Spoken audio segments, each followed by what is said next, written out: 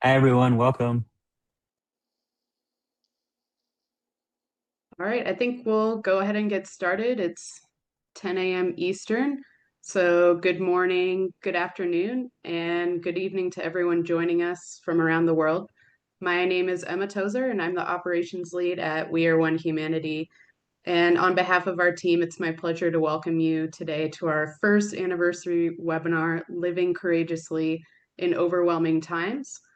And for those unfamiliar with our work, We Are One Humanity is a digital human rights publication that works to uphold human dignity and rights by sharing stories, fostering dialogue, and inspiring action against division and hate. Hi, everyone. I'm Run Muhammad. I'm the communications lead for We Are One Humanity. And we are so glad you guys could be here with us today as we reflect on 1 year of building this platform and look ahead to how we can continue fostering dialogue, courage, and connection in the face of overwhelming global challenges. And each of us plays a part in this, in shaping We Are One Humanity as this inclusive space. And we're so glad to share this milestone with you. Here's what you can expect from today's program. We'll begin with a short opening remark from our founder and editor-in-chief, Rajmohan Gandhi, reflecting on We Are One Humanity's founding and trajectory. Then we'll move into a Braver Angels workshop with Brady Young on strategies for depolarizing communities. After that, we'll hear from We Are One Humanity's executive editor, Faisal Lalani, on special projects that we're so excited to share with you.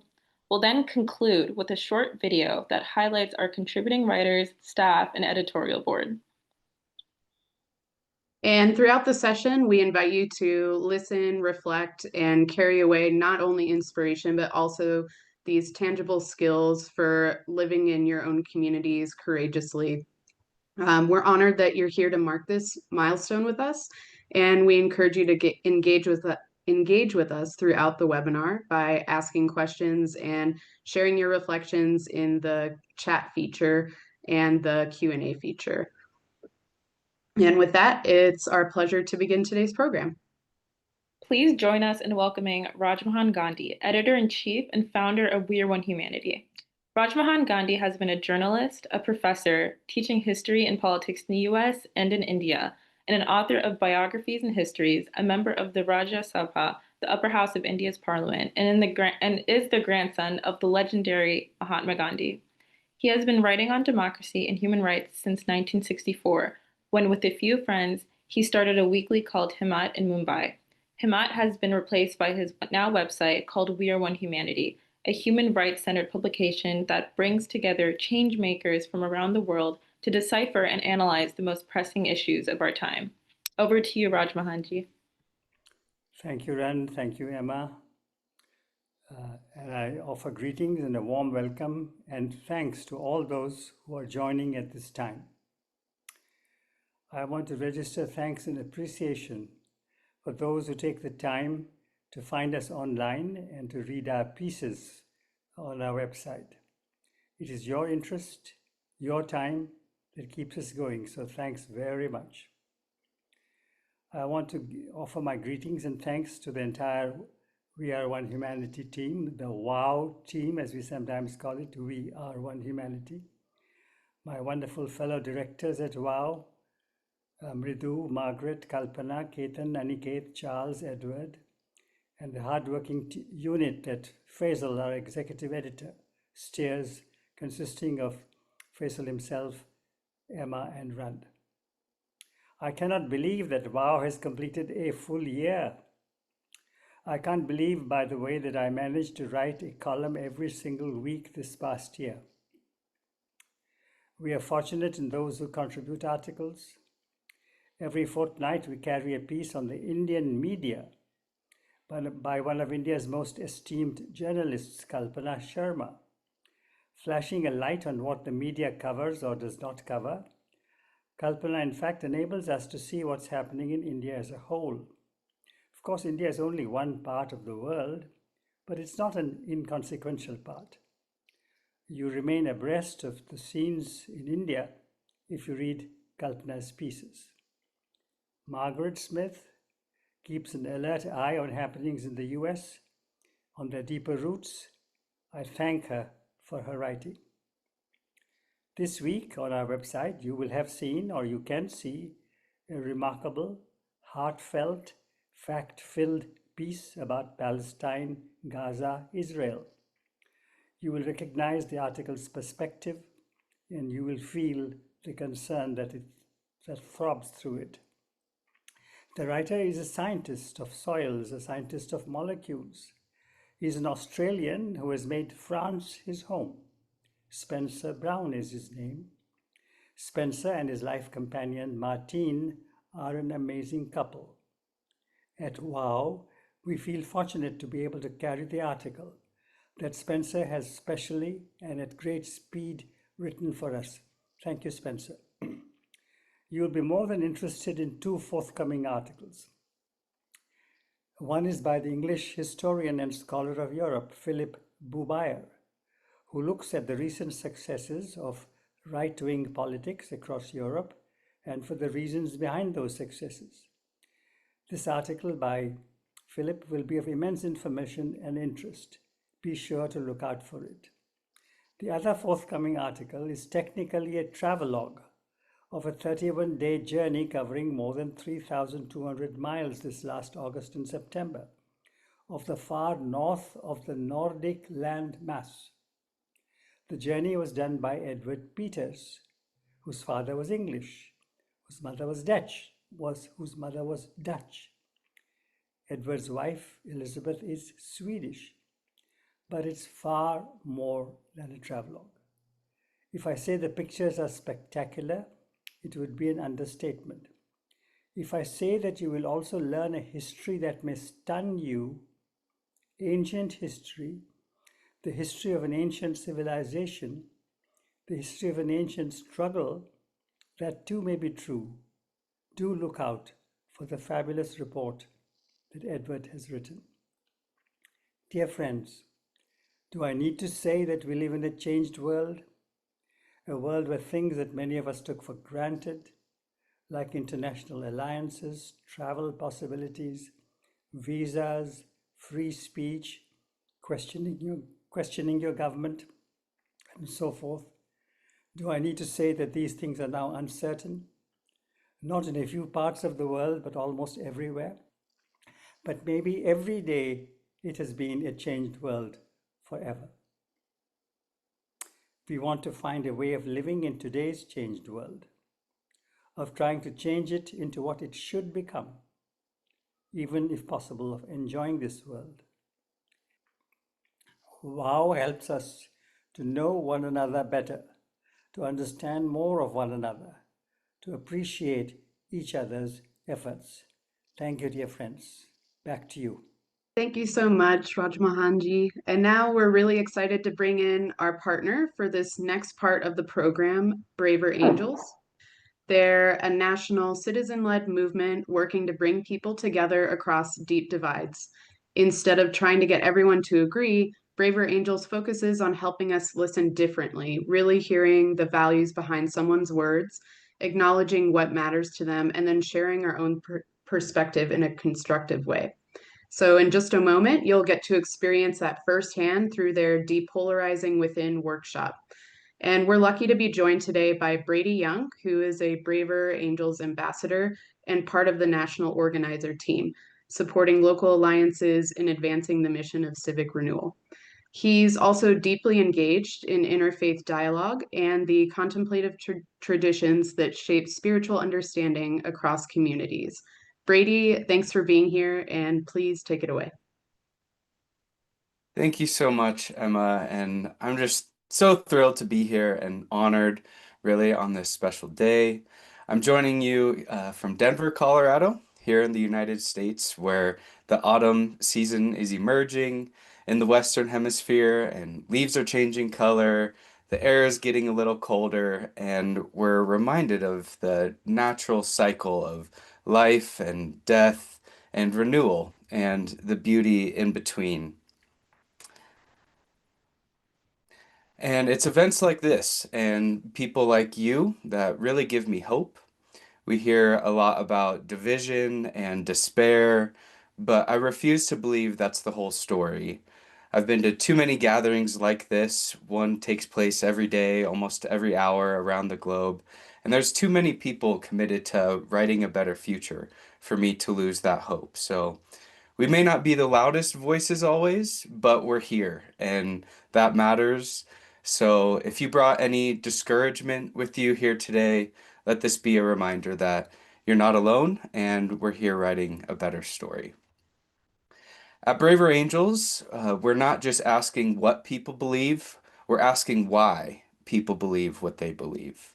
And we're not chasing the mushy middle, we're not necessarily even trying to find common ground, but we are leaning into curiosity because when we understand someone's story, we can disagree without disrespect. We can honor their dignity even when we don't share their views. So I'm going to share my screen real quick and we'll jump right in.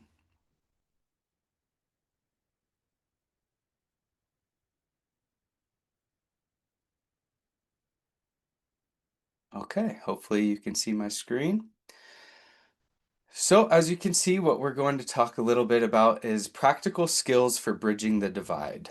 And what I'm sharing today may not be groundbreaking new information for you, but that's okay.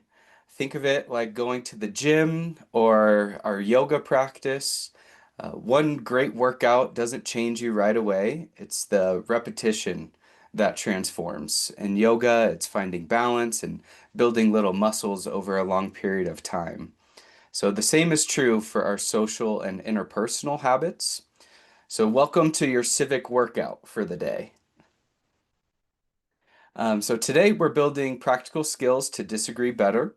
I'll share a few key points, then we'll move into an interactive exercise. So get your wheels turning and grab a pen and paper perhaps because you'll be participating. The first step in this process is to recognize our own inner polarizers. Polarization isn't just somewhere out there, it lives in each one of us.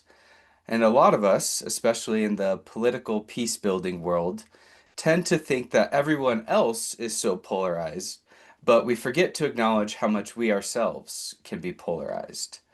So maybe take a moment, take a breath, and notice what activates you and what things that you may hear or read, what dysregulates your emotions.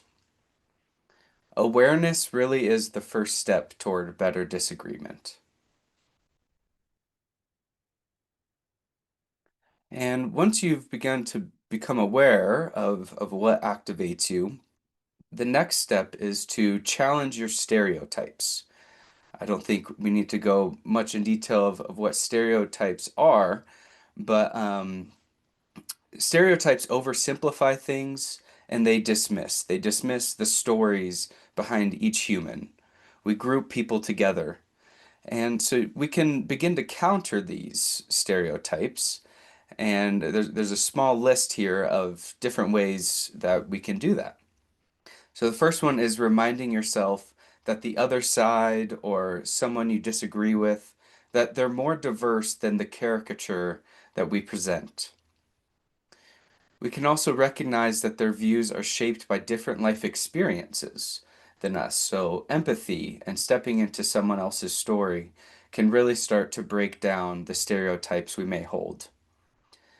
And the next is to build relationships across divides. So I often think of how many people do I have in my life actually fit these stereotypes that I put across. If I'm honest with myself, I realize that I either live in a very homogenous circle with people that are like-minded.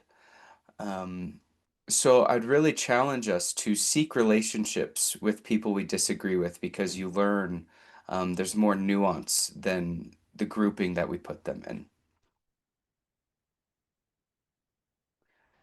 The next step is to make depolarizing distinctions. I think this one's really important. So there's three things here. The first is that positions do not equal people. We can reject a viewpoint without rejecting the person. Similarly, policies do not necessarily equal values, or you could use policies or perspectives that people have do not equal that the values that they hold. So people may share values, but differ on how to enact them. I think that's really important. And then the last one is that inconsistency doesn't necessarily equal hypocrisy. Sometimes we think if someone's inconsistent in their position, that they're a hypocrite, and we dismiss them right away. So most contradictions come from blind spots, not bad intent.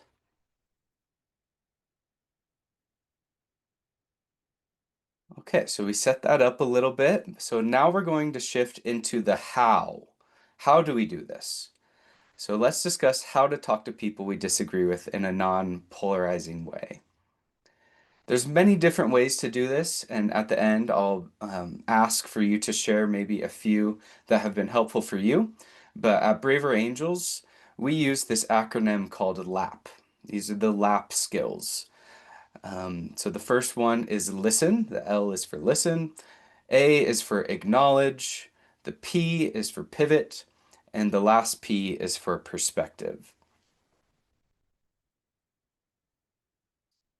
So for the listen, this may sound obvious, but some of you may know there's a difference between hearing someone and truly listening to someone. You may have heard of active listening before, and there's different skills baked into that. But really, what we're trying to do is to turn off this argue back mindset. And it may not even be argue, but you're often when someone's speaking to you, if you're like me, you may think you're listening, but often we're just thinking about what we're going to say next. We're not truly listening to them. So this is a moment to really sink into the present moment and listen to what the person we're talking to is saying. The other thing is not so much listening for what they're saying, but listening for underlying values, the emotion, and then potential points of agreement that we may share with this person. And the last thing, it goes back to stereotypes, is don't let these stereotypes block your ears. Um, it, as soon as we hear something that contradicts what we may believe, we can often dismiss them. So try to remain open to what you're hearing. The next step in this is acknowledge. So acknowledging is simply reflecting what you hear.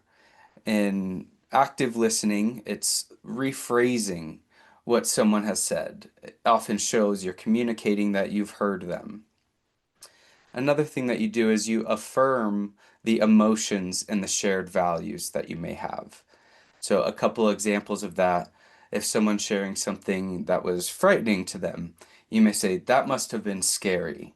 You're acknowledging not necessarily what they were saying, but you're acknowledging that there was an emotion that you can hear emerging through what they're saying. And then another way that's often helpful in starting your sharing is, I hear you saying this. I hear you saying that you value freedom or something. And so that's kind of your on-ramp into these next set of skills, where we then go into pivot. And this one is very subtle, but it's very significant. So after you've listened to someone, and then once you've acknowledged and you've affirmed them that you've heard them clearly, the next step is to pivot. And this is really signaling a shift before offering your view. So a lot of times, especially when we're confronted with someone we disagree with, we often launch right into our perspective. But this pivot gives an opening, an opportunity for the other person to open the floor for us. So think of it as signaling like you're making a left or a right turn in your car and you turn your blinker on. So you haven't made the turn yet, but you're signaling that you would like to make this turn. So you stop and you wait for a verbal or nonverbal cue before you continue into your perspective. So a couple examples of this is You may acknowledge with, that must have been scary. Can I share another perspective on this? Or I've been learning more about how others see this. Would you mind hearing that? And so it's very subtle, but it can be really important. And because when that other person, when they give you that verbal or nonverbal cue, that signals something in their mind that they are now ready to listen. If they don't do that and you launch right into your perspective, they may be having some roadblocks within themselves where they're not truly ready to hear you. And then the last step is then to offer your perspective. So this is pretty straightforward. This is where you would simply share what's on your heart in response to what you've just heard. But a good way to start your perspective is by offering a depolarizing viewpoint, then go into what you would say in response to the prompt. So a few examples of this would be, not everyone on that side thinks the same, or it's more complex than it seems, or I haven't walked in their shoes before. I wonder what it would be like to come from their perspective. And then another really valuable strategy in this is to critique your own side before you launch into your perspective. So saying something like, "Our side isn't perfect either," can be really helpful. Okay, so that was fast, but we're gonna, with the remaining time, we're gonna launch into a little bit of practice here. So I'm going to read a couple prompts, and you're going to be reading them, but imagine you're speaking to someone that's saying these prompts. And you will write down a sentence or two that acknowledges what was said. So you may choose to respond to the prompt you most disagree with, but for extra credit, you can respond to both. And for the prompts today, we chose the topic of free speech. So both prompts are on your screen here. I'll read them aloud. So prompt A is, free speech advocates say they're protecting democracy, but really they're defending lies and hate. They act like any attempt to moderate content is censorship, even when falsehoods cause real harm. What amazes me is how many people still treat total free speech as an absolute good. So think about how that kind of sits with you. Do you agree with what they're saying? Do you disagree? If you disagree, maybe start to write down your acknowledge statement. What do you acknowledge? What can you see as an underlying value in what they're saying? And prompt B is, free speech critics say they're protecting people from harm, but they're actually restricting debate and empowering gatekeepers. They decide what's truth and silence anyone who disagrees. What amazes me is how quickly people are willing to trade liberty for comfort. So again, I'd encourage you to read these prompts and write down a sentence or two of what you would acknowledge in hearing them. If you strongly disagree, that's good. That's what we're here for. But write down a way that you would be able to enter the conversation by acknowledging that you've heard them, and then take it to the next step. What would be a good pivot? What would be a way for you to open them up to hearing your perspective? I'll give you just a minute.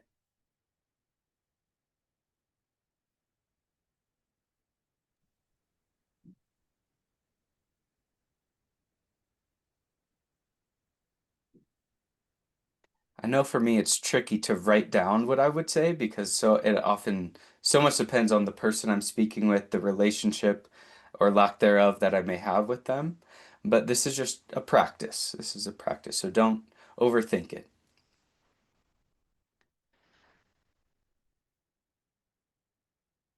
Okay, and when you've done that, now we're going to move on to the perspective skill. So at this point, you've acknowledged what was said and you've alerted them with a pivot statement.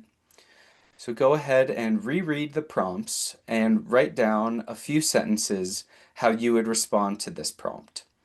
Obviously, we don't have a lot of time, so this can be very brief. Maybe it's just the beginning of what you would share.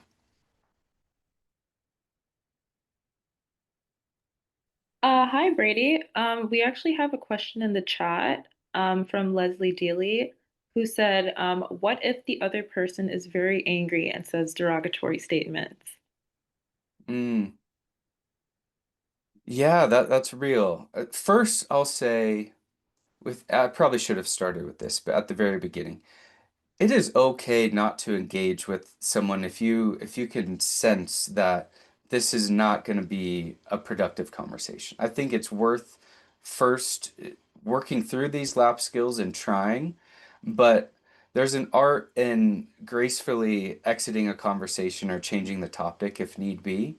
If someone is calling you names or something, but if someone's using derogatory language, that really the acknowledged statement is really powerful. Like, wow, I can hear you're really passionate about this topic, or um, I can tell that there's a sense of fear in the person that you're describing, and so you can acknowledge but if someone's verbally attacking you or something, and maybe you don't feel safe, there's a practice in just disengaging. So I don't want to say no matter what, stick with it, but that is real. But I think it's amazingly how these lap skills can disarm some of that language. And everyone, feel free to also share your statements in the chat. Yeah, just in these last few minutes here, I'd love to shift just kind of in a little bit of engagement from people who are here. It'd be lovely to hear anything you wrote down. Again, we don't have time to go through a full perspective statement maybe, but um, what was an acknowledged statement, or what's a helpful pivot statement? Also opening up to any general questions, kind of how this is landing for you, or if there's other skills that you found helpful when you find yourself talking to someone you disagree with.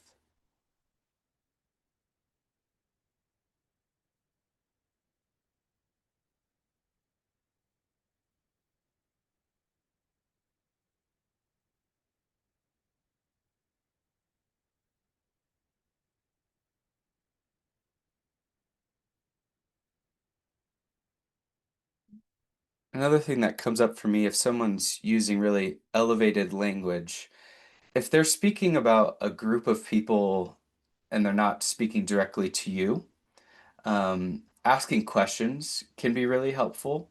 So you may acknowledge that you hear fear or something, anger. I can hear that you're angry about this. What do you think led those people to believe what they believe? How do you think they've arrived at that point? So again, we're not trying to focus so much on what they believe, but why. What's behind it all? What's in their story? I can read a few of the responses in the chat too, Brady. I'm not sure if you can see them. Um, so Marvin saying that he likes the idea of just identifying that somebody is expressing a strong emotion. And a couple of people echoed that. And John is saying, I'm not sure anyone treats total free speech as an absolute good. We all know bullying when we see it. Um, yeah, and then a couple more responses. David is saying, my response is that I favor free speech, but it does enable hate speech. With social media today, when money is made by fomenting conflict, I don't know what to do.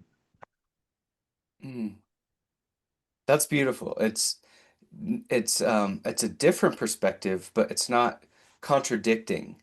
I mean, there's so much power in that was a perfect acknowledged statement. They acknowledge what the person has said, but they are offering a different perspective in a non-combative way. That's beautiful. Yeah, and then one more from Margaret is responding to the A prompt. I agree that free speech opens the way to people who lie. For me, the question is how do we decide on what content will be limited? The pivot, can I share another perspective? Mhm. These are great.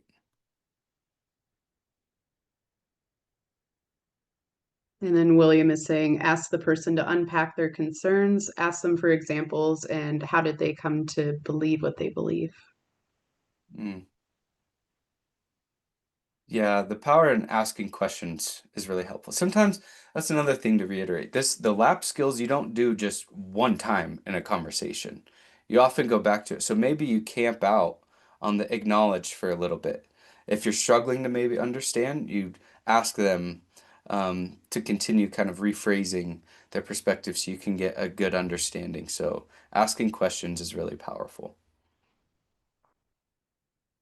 Yeah, and a few people are saying, which I think I agree with this, that the it's not really as simple as agreeing 100% with prompt A or prompt B, and that we tend to easily dismiss different points of view as extremists, but I think that we all kind of have we don't land on one extreme or the other. We are on this continuum between the prompt A and prompt B.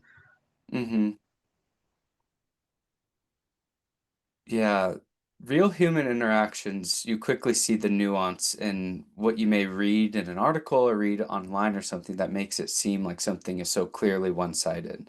And then once you actually start talking to someone, I think using that in your acknowledge statement, it's more complicated than it may seem, or appreciating the nuance in what they're sharing, is really powerful. Yeah, these are great. I see them coming in.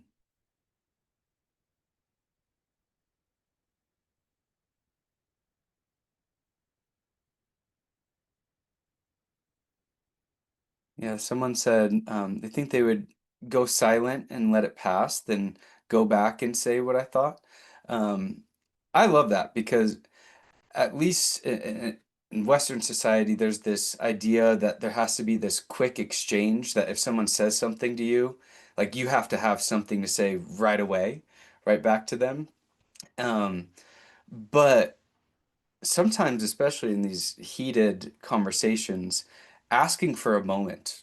Can we have a moment? Can we take a breath together? Um, and using silence kind of as even as a tool is very helpful. And then revisiting what you need to say. It allows both parties to recenter themselves. Oh, and I love this. Howard said the power of humor. Humor is a wonderful tool. It's natural, it's very disarming. Um, I think every good comedian is really good with this, where they can talk about very serious things, things that often cause a lot of pain and a lot of hurt, but they do so, they make it a little lighter, a little easier to grapple with. That's not as heavy. So, yeah, I love humor.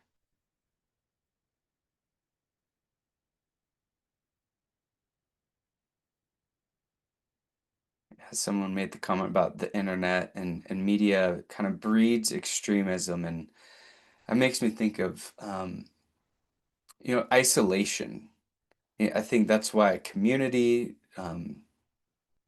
being engaged with real humans, and talking about these things is so important because isolation breeds extremism.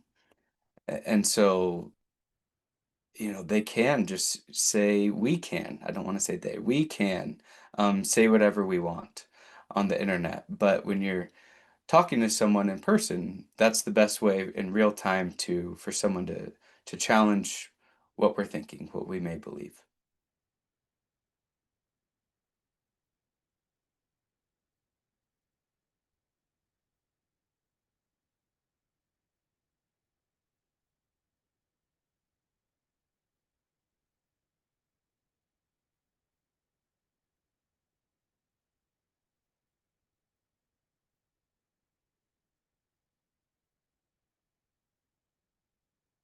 There was another comment on the extremes, taking the conversation away from being constructive, and they acknowledge that there's a lot of people that are more in the middle.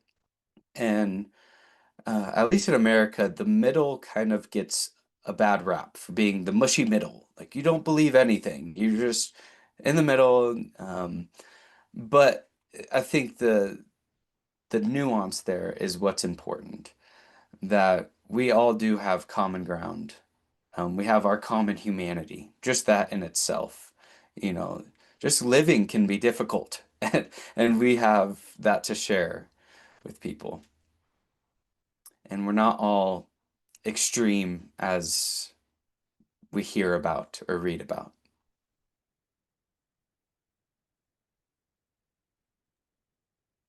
We have one from Veronique that I'll read. I got it here. Thank you both thank you for both of these perspectives. I'm not sure I would respond to either of these. I would probably listen and let them land because both of these points are strong.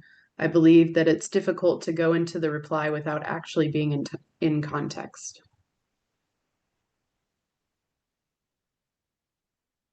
Hmm. Yeah, and There's a then, oh, sorry, I just agreeing with Matthias's statement. It gets difficult when the other side says you always want the last word. Um, hmm. and then you're silent when the argument from one other person. Oh no, I lost it. Yeah. Yeah, there's something about ego in there too, which we could probably do a whole session on within this, but um, your ego, that's the one that wants the last word.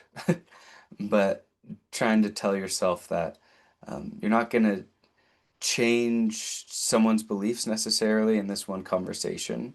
So it's not worth fighting for that last word. And sometimes just giving someone the space to say what's in their mind can help them kind of from within change their perspective on something. There was a good question in here asking if someone suppresses fear and tries to show anger that she is right and that the rest are wrong, what is the solution? And I think that's a good opportunity probably to ask another question.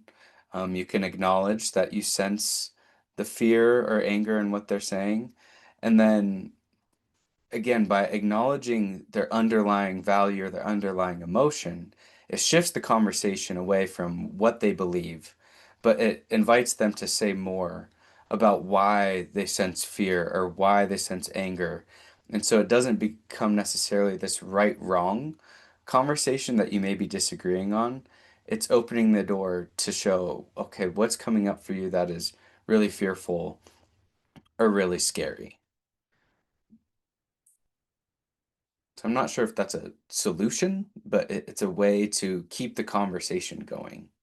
Another good tool is to say, "Oh, tell me more about that." If someone is very extreme in what they're saying, it's rather than shutting it down and combating it, it's tell me more about that. It's trying to understand how they arrived there. And then you would subtly be offering your perspective on how things may be more complicated than it appears.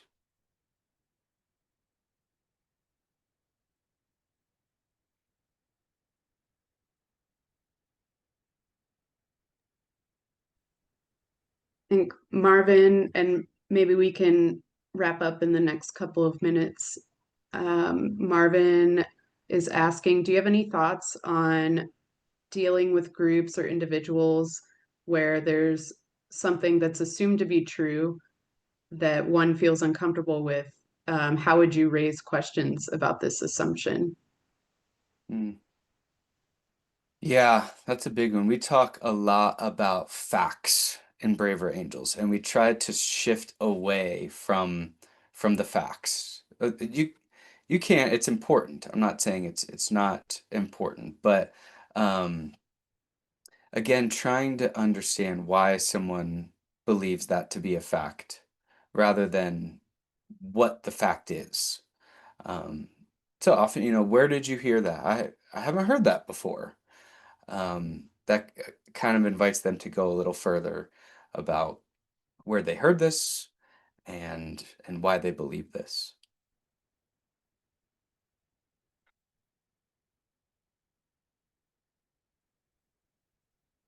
I love this comment, talking about really about spirituality, but I think about how a lot of political organizing tends to ask questions about who people vote for or why they prefer certain policies, whereas faith-based organizing asks people about their families and their aspirations.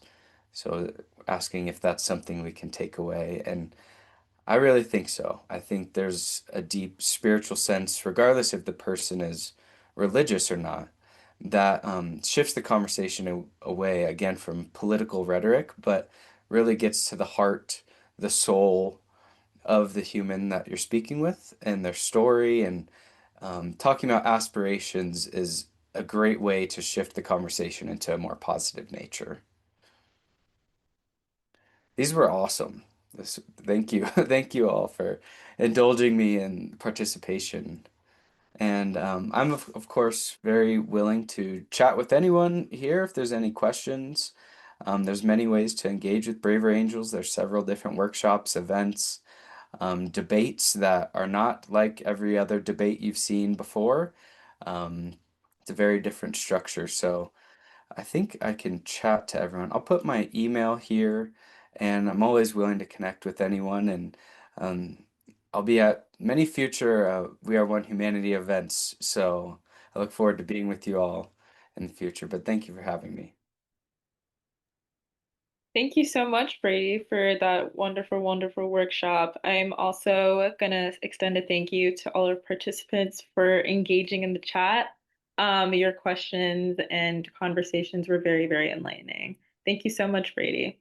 And now I'm going to move on to our next conversation. As we celebrate this first year of We Are One Humanity, it's also the perfect moment to look ahead. We've reflected on our journey so far, but this next chapter is about deepening our impact and building on what we've started. To share more about where We Are One Humanity is headed programmatically and mission-wise, we're delighted to turn now to our executive editor, Faisal Lalani. Faisal M. Lalani is a global community organizer with a background in building international coalitions, advising policymakers, and preserving human rights and democracy. He has worked all over the world, including in Nepal, South Africa, India, the UK, Sri Lanka, and the United States, and has expertise in digital rights, education reform, public health, climate and energy transitions, clinical psychology, foreign policy, and social movements. Faisal will now walk us through some of the exciting plans for the year ahead and how We Are One Humanity will continue to grow as a space for dialogue and courageous action. Over to you, Faisal. Thank you, Ron. And thank you so much, Brady. That was so informative and exactly the type of content that we have over here at We Are One Humanity. I'm going to spend the next few minutes diving into all the exciting projects and ideas that we have over this next year. During my little session here, I'd encourage all of you to please ask questions, engage in the chat, share your thoughts and reflections, and Emma and Ron will both read them out loud, and we're happy to answer any of your questions too. With that being said, the first thing that I want to say is how excited I am to talk about what We Are One Humanity is at its core. You heard a lot about this from Raj Mohanji's excellent speech at the beginning, and I want to share about how we're going to repurpose all of that into a revised mission statement, a revised goal for We Are One Humanity. So specifically, given everything that's going on in the world, we want to emphasize living courageously in overwhelming times.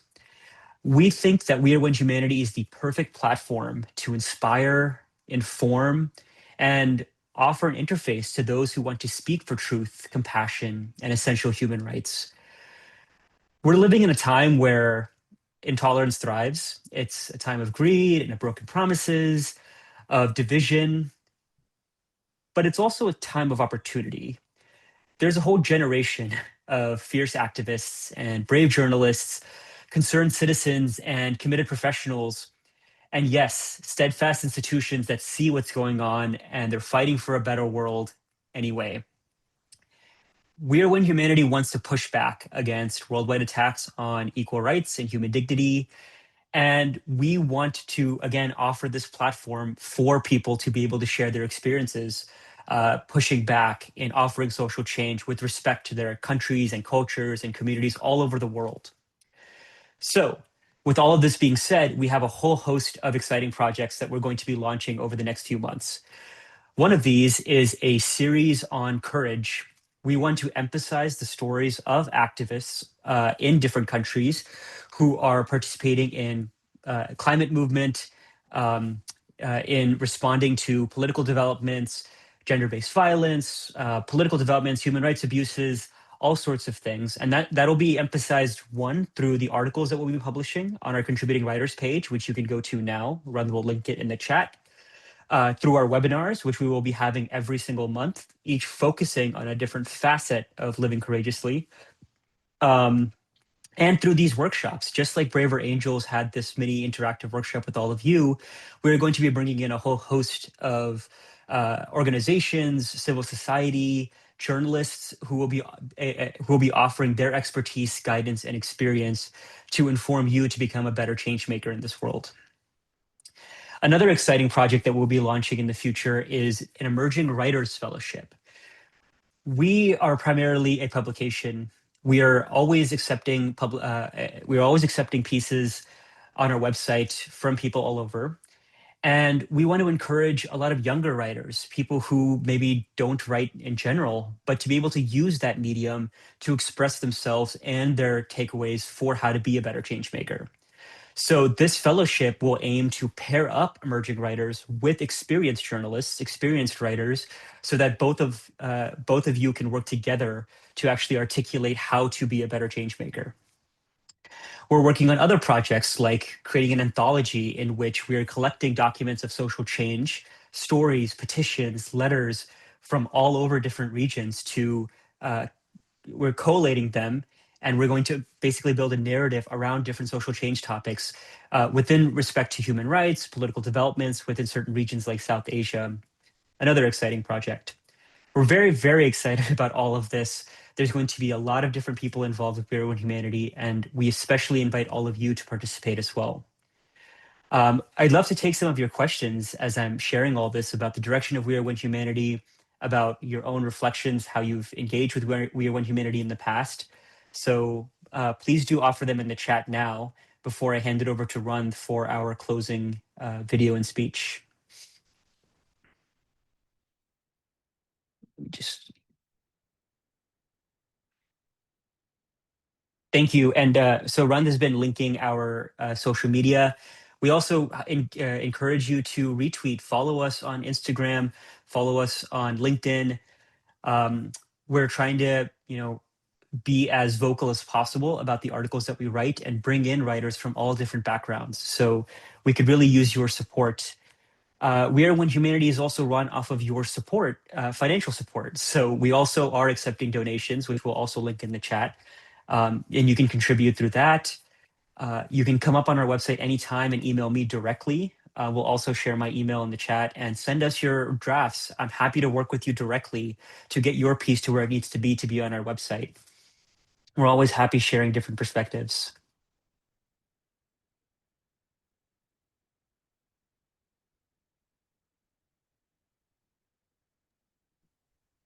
Courage is important, but is it sufficient as a value?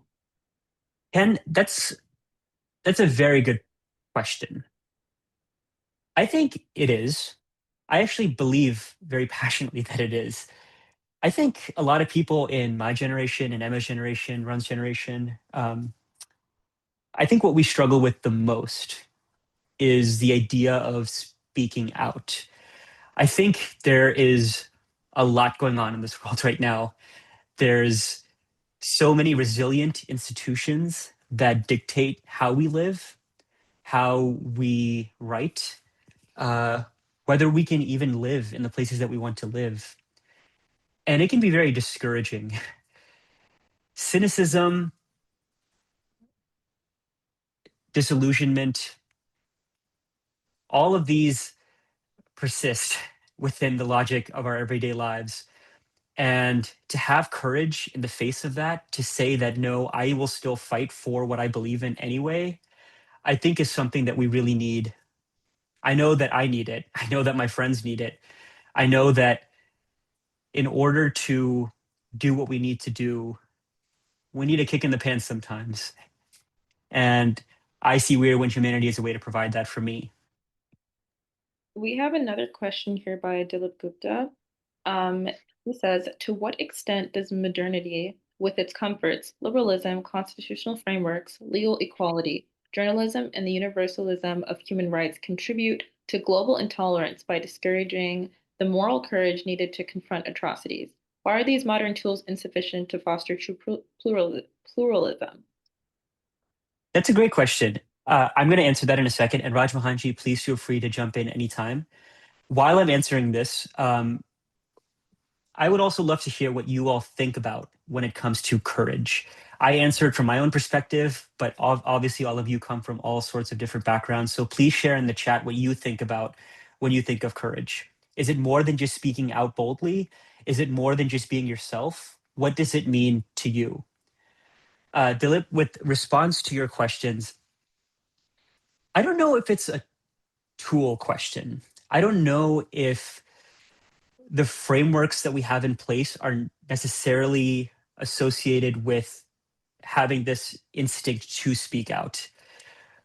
I come from a background of international development. I come from a background of tech. And if there's one thing that I've learned, it's that it's always about the people more than it is about any specific tool. So I think if you want to foster true pluralism, to borrow your phrasing, I think you have to do it in practice. So what we did here today in this webinar is a great example. What we do on We're One Humanity every day by sharing different stories and different perspectives. In our newsletter, we just introduced a new section called To Linger With, in which we're sharing articles, videos that we've been thinking about over the past week. And they're not just things that we already believe with. They're also from people that we might disagree with as a whole. They're also from perspectives that we may not consider in our own echo chambers online or offline. The whole point of pluralism, I think, is to be able to consider other people's views and to accept that they're human beings who offer different perspectives with the best of intentions. And if we can't do that interpersonally, then what's the point? Thank you all for sharing. If Emma, Ron, do you want to read some of these comments? They seem very... Sure. Yeah. Someone put in a book recommendation, Interrupting the Silence by Walter Brueggemann. And then Veronique is saying, sometimes we feel fear and we don't realize that what we are feeling is courage. The courage to speak up can be scary in a way. What I believe is that I have to pay attention to what is going on within and around me that may be echoing it as fear rather than courage. Thank you, Veronique. Howard also just shared Raj Mohanji's excellent statement with Martin Luther King III's statement on what's happening in Gaza. And I think that's actually an excellent example of courage. I know Emma and Rund will agree with me on this, but one of the main reasons we joined We Are One Humanity was because we saw what the team was already doing with regard to human rights. They were very vocal about their position on certain things. They aligned with the idea of pluralism in a way that wasn't insincere. Every day we talk to our friends, we are part of organizations and universities that we feel conflicted by because they try to, toe a line of neutrality or of trying to appear one way or another. I think I joined Pure One Humanity because it's very sincere in its aesthetic and its soul. So I think Raj Mohanji's statement is an excellent example of all of this. Margaret says, I think courage is what leads us to engage more fully with what it means to be alive. In this sense, there's always more learning involved in living courageously. That's an excellent point. And actually a great way to close this little session before we go to the video. I think what Margaret says is exactly on point, that being irrepressibly ourselves in the face of people who say that we can't be who we are is exactly what courage is to me. I hope you all resonate with everything that we have planned for the future. Please, please, please subscribe to our newsletter. Rund is going to share more of our socials and our donation link. We'd again appreciate your support. We rely on it. And with that being said, I'm going to pass it over to Rund for a very exciting video that we're about to present. Thanks so much for sharing all of that with us, Faisal. Like Faisal said, we will be sharing all of our social media links in the chat. Make sure to give us a follow just to stay updated on our upcoming updates throughout the year, and our new To Linger With page and articles as well. So yeah, we are now going to share a little video to celebrate 1 year with We Are One Humanity. We got together some of our contributing writers and some of our staff members here at We Are One Humanity to share some nice quotes about what living courageously means to them and how We Are One Humanity inspires them to speak out today in a world where a lot of our free speech is suppressed. So yeah, we are going to share the video now. I will be sharing my screen and enjoy.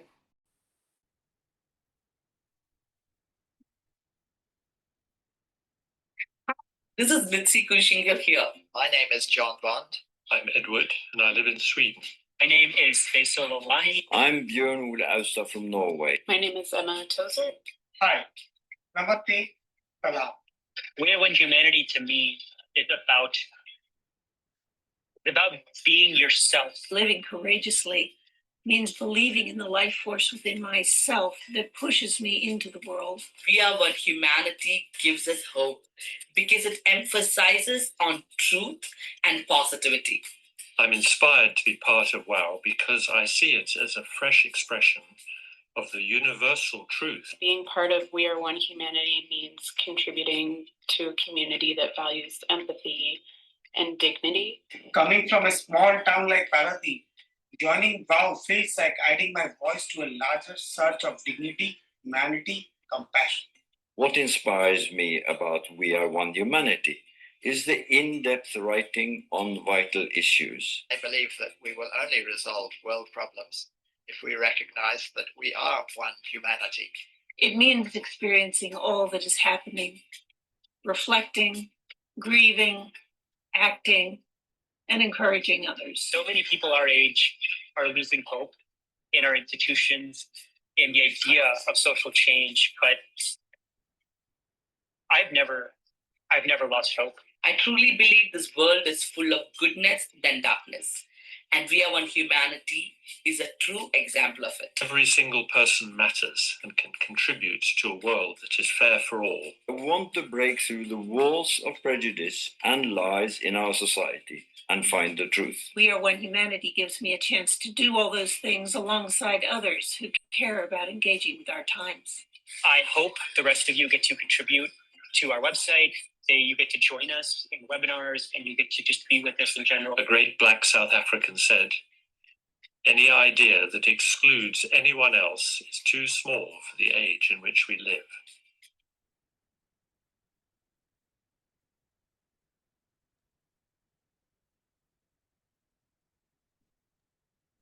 That was so nice. Thank you guys. Thank you so much, Rund. So, and thank you to everyone else, the writers and staff and editorial board who all sent in your videos for that. We're so grateful to you for sharing this moment with us. We're so excited about the future of We Are One Humanity. And again, we invite all of you to be a part of this. I shared my email in the chat. Please reach out to us at any time, follow us on social media, and we just hope that you can be a part of this family. And I think with that, we're at the hour. Thanks so much, everyone, for joining us. Thanks, everyone.